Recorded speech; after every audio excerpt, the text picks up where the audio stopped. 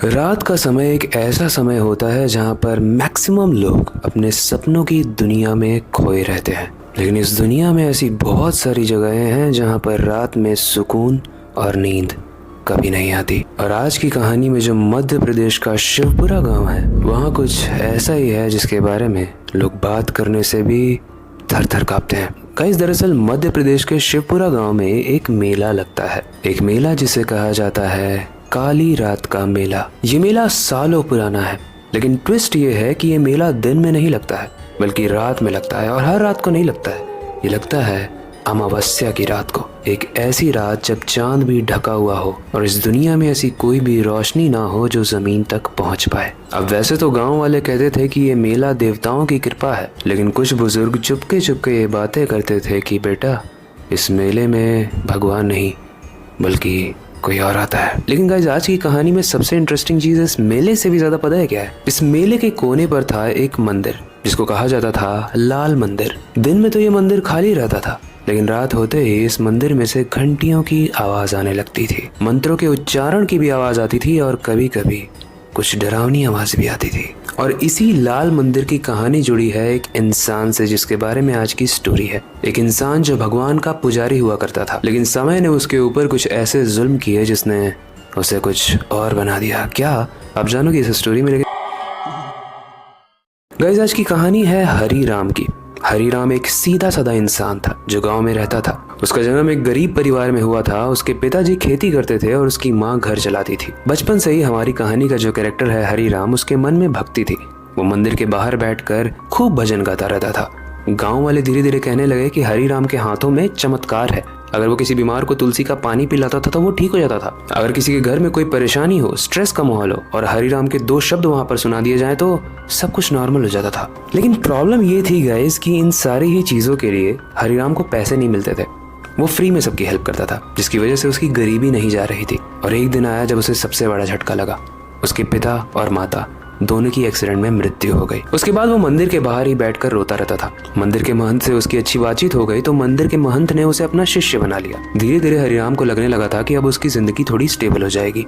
लेकिन कहानी में आने वाला है अब एक ट्विस्ट, इसलिए ध्यान से सुनना। असली प्रॉब्लम तब स्टार्ट हुई जब गाँव के इसी लाल मंदिर पर कुछ लोग नजर डालने लगे। कुछ लोगों ने सोचा कि अगर वो मंदिर को कब्जा कर लेंगे तो मंदिर पर चढ़ाने वाले जो चढ़ावे होते हैं वो उनके हित में जाएंगे। अब इस चीज को लेकर वो जो लालची लोग थे, मंदिर को हथियाने वाला प्लान को लेकर वो महंत के पास गए जो उस मंदिर के मेन पुजारी थे। उस पुजारी से उन्होंने डील करने की कोशिश की और बोला कि जो भी चढ़ावा आता है उसका इतना % हमको दे देना, बाकी कुछ तुम भी ले सकते हो।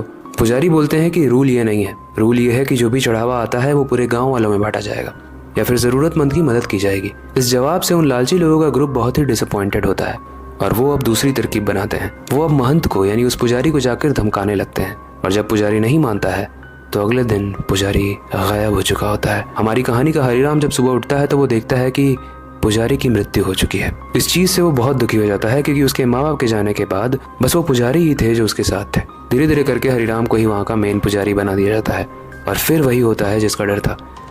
वो लालची लोग फिर से आते हैं और इस बार हरिराम से बात करते हैं। हरिराम जब मना कर देता है तो वो लोग उस वक्त तो चले जाते हैं, लेकिन शायद वो कुछ और प्लान बना रहे होते हैं। इन्हीं दिनों में हरिराम की एक छोटी सी लड़की से दोस्ती हो जाती है। एक लड़की जो उसका रोज आशीर्वाद लेने आती थी, उसको बड़ा भैया मानती थी। एग्जाम देने से पहले वो उसका आशीर्वाद भी लेने आई थी। और एक दिन आता है जब इस गाँव में मेला लगा हुआ था।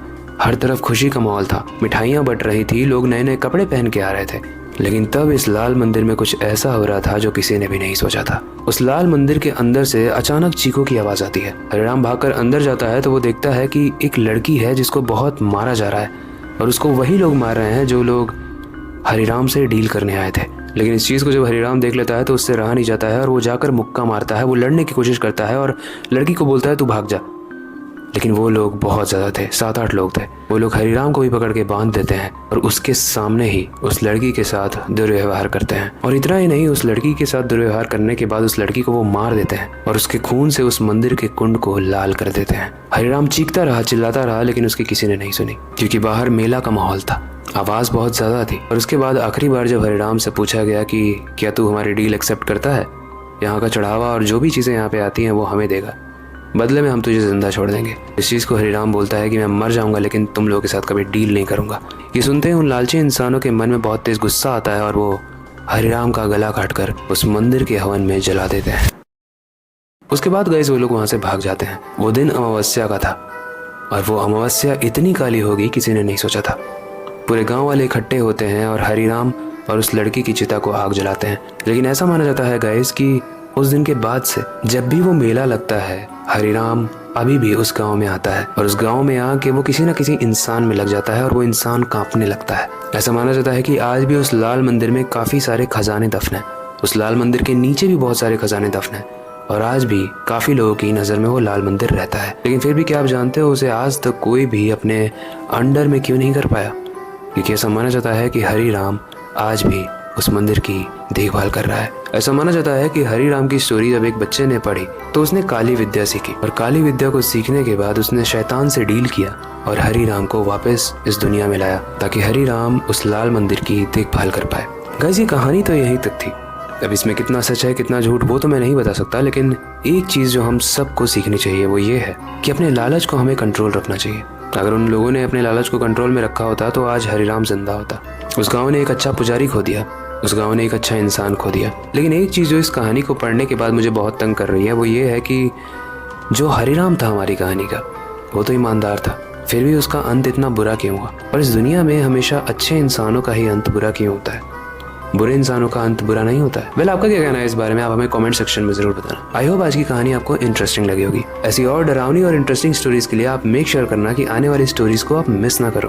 बाकी इसके अलावा अगर आपके पास कोई टॉपिक है या कोई सजेशन है तो आप हमें कमेंट सेक्शन में बता सकते हो। हम आपके कमेंट्स को पढ़ते हैं, हमें अच्छा लगता है। बाकी फिलहाल के लिए वक्त आ चुका है इस स्टोरी को एंड करने का और नई सुपर इंटरेस्टिंग और डरावनी कहानी पर काम शुरू करने का। लेकिन जाने से पहले मैं हमेशा की तरह एक ही चीज करना चाहूंगा, अपनी क्यूरियोसिटी को डाय मत होने देना, नई चीजें सीखते रहना। अपने बेड के नीचे और खिड़की के बाहर जरूर देख लेना, कहीं हरिराम तो नहीं खड़ा है। मिलते हैं अगली वीडियो में।